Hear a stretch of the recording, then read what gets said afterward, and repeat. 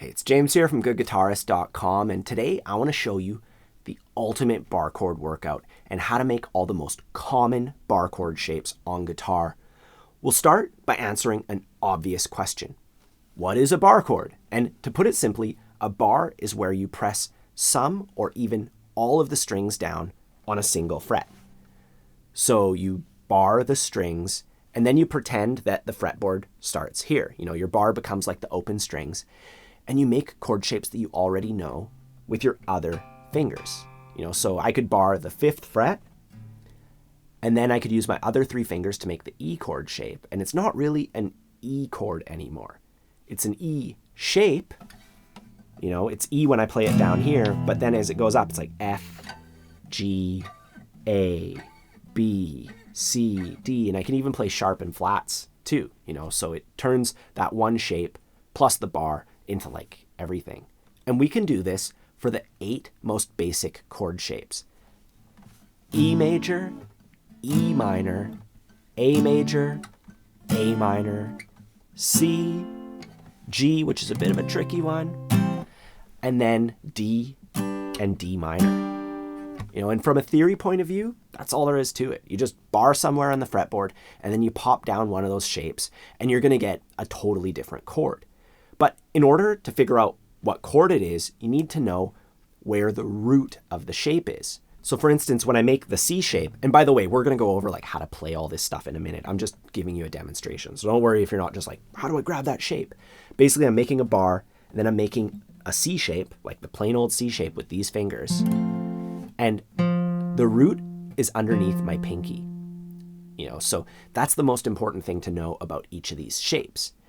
And if I know what note my pinky is on, like if I know how to count the notes on the string, and I'll just do it for you, A, B, C, D, E, F.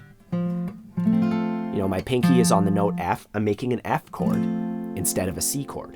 And another way to get there is we start at C, and we use our rule.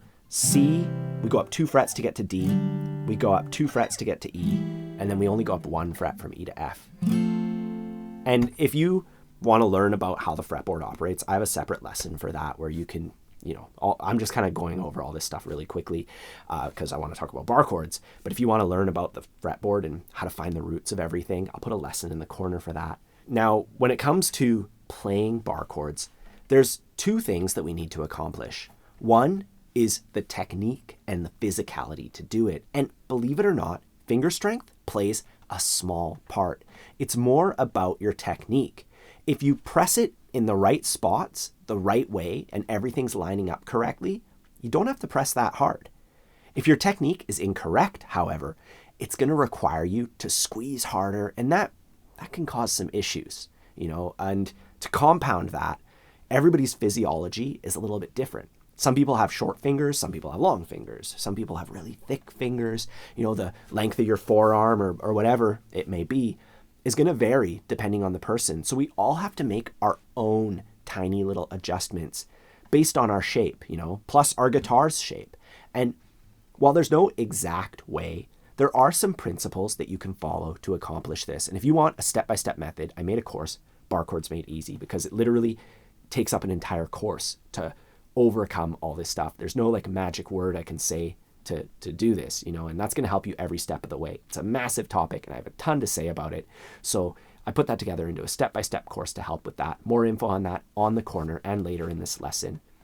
For now, I want to show you a couple simple exercises to help you get started with bar chords and to be able to grasp any of these shapes.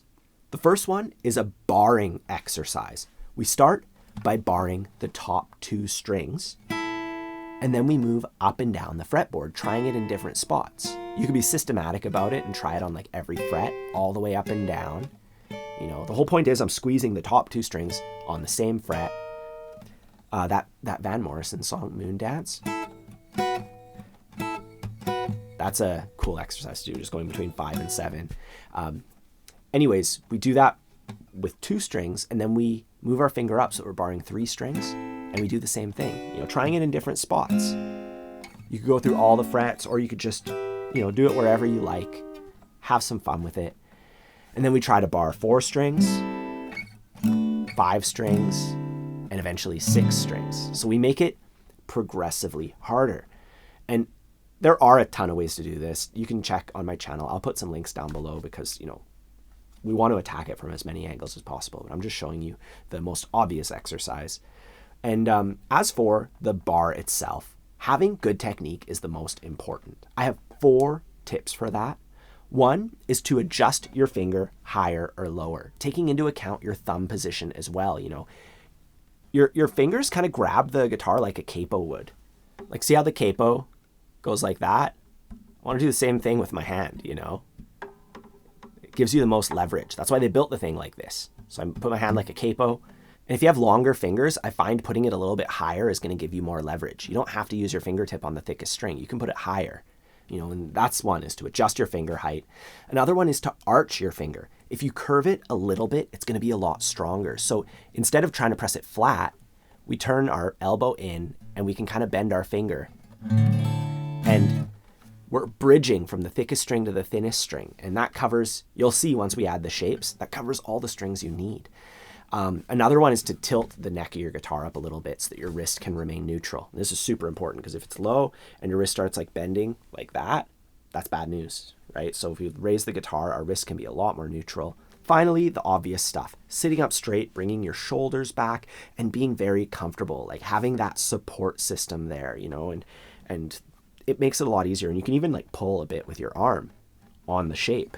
You pull back with your arm a little bit instead of just using your grip to make it happen. If you want a full rundown, I have a free lesson on my website that I'll link to in the corner. And like I said earlier, Barre Chords Made Easy takes you through the entire process and way more.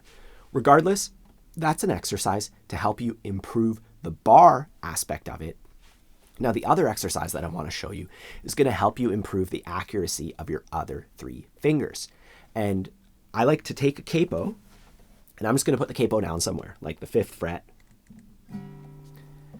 And I'm going to put it on the other side of the fret, like where it's not, you want to always press close to the fret as possible. I'm putting it far as possible. And then I'm going to get my finger in there on the same fret, and I'm going to use my other 3 fingers to play some of the shapes I'm familiar with.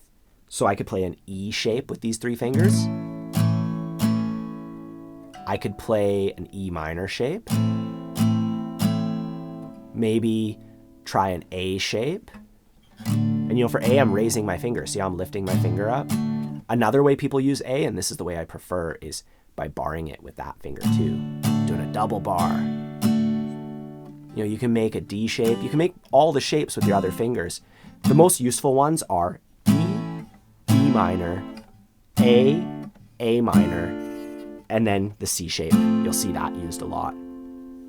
The other ones are good to know for the concept and the fretboard knowledge, but you're not going to see them as much. If you don't have a capo, you could totally just try this in the open position, but the frets are a lot wider, so it's a little bit trickier there. And yeah, you could even play songs that you already know, and you could just, using these other 3 fingers, play songs like, and just work on it that way. And by doing these 2 exercises, you'll have a simple way to develop the strength and the muscle memory required to play bar chords. From there, you could try to put it all together, or you can add another step and practice the power chord, which is a simple movable shape that I outline in this lesson here. I'll put that lesson in the corner. And it's a great step if you feel like you're just on the cusp of getting bar chords, but for whatever reason, you can't do it 100%. The power chord's an awesome intermediary step that actually is inside the bar chord shape. And you'll see, all in all, there's so much to it. It's a big enough topic that I've made tons of lessons on it. I've made a whole course on it. So please check all of that stuff out. I'll put links down below. Otherwise, that's it for today. Now it's just a matter of going through the hours of practice to actually integrate this into your playing, which, like I mentioned earlier, we do accomplish with Barre Chords Made Easy in a step-by-step way, one little piece at a time, starting off with a much simpler shape and working our way into bar chords, and then using bar chords to move forward on guitar, into that intermediate and advanced territory. Anyways, that's all for today. Let me know what you think in the comments down below and how your journey with bar chords is going. Don't forget to like and subscribe and have a fun time practicing. I'll see you soon.